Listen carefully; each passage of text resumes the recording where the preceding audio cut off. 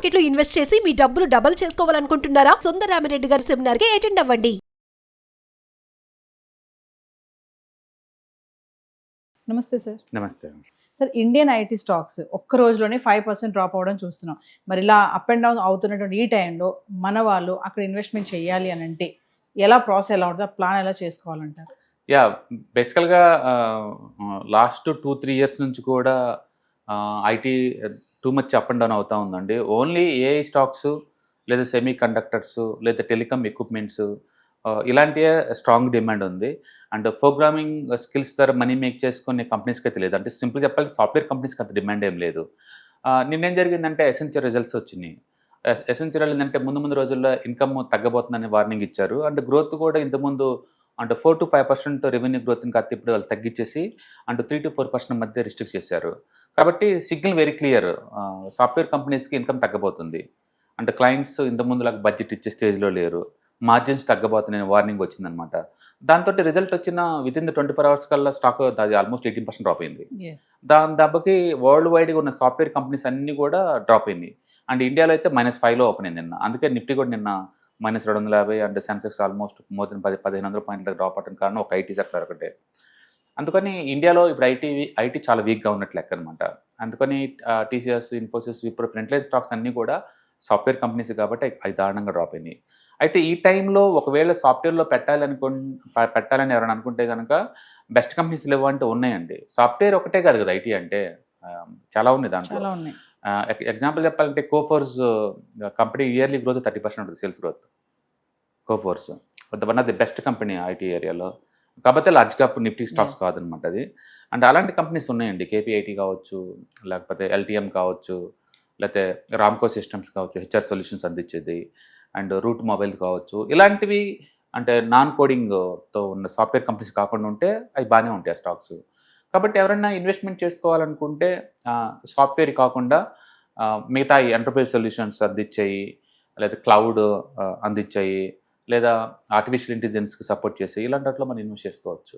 కాబట్టి entire IT స్టాక్స్ని మనం blame చేసే బదులు ఐటీలో సాఫ్ట్వేర్ సొల్యూషన్స్ అందే వాటి మీద అంటే ఎక్కువ రెవెన్యూ సాఫ్ట్వేర్ నుంచి వస్తుంది అనే దాన్ని సపరేట్ చేసేసి మిగతా వాటిల్లో మనం ఇన్వెస్ట్మెంట్ చేసుకోవచ్చు.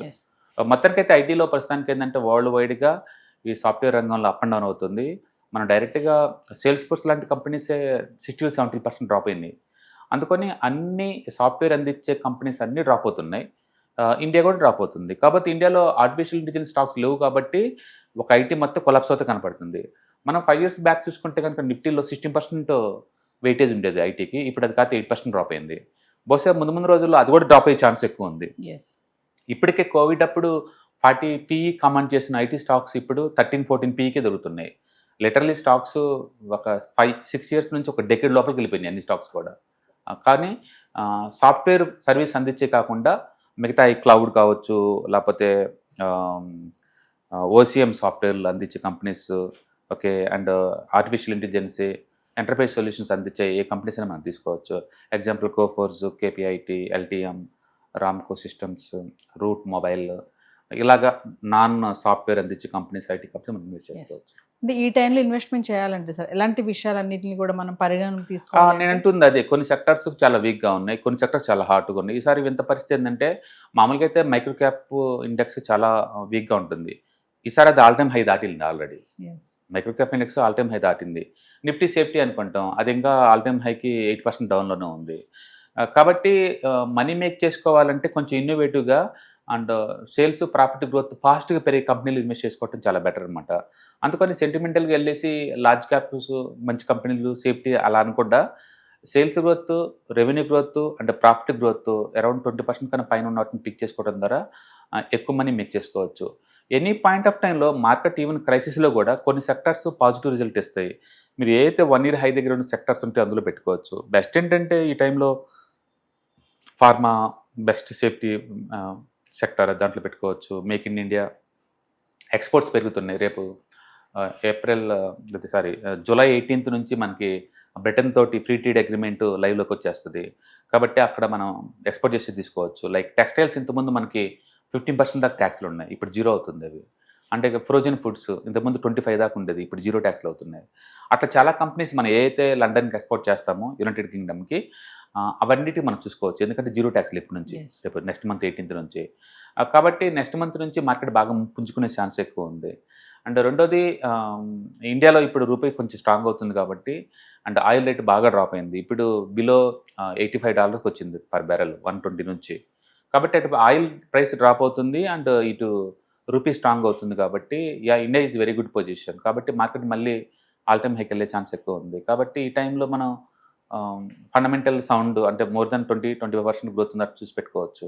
కాబట్టి టెక్స్టైల్స్ బాగుంటుంది, కేబుల్ ఇండస్ట్రీ బాగుంటుంది అండ్ ఐటీలో సాఫ్ట్వేర్ మినహాయిస్తే ఇంకా అన్ని పెట్టుకోవచ్చు, అన్నింటిలో పెట్టుకోవచ్చు అనమాట.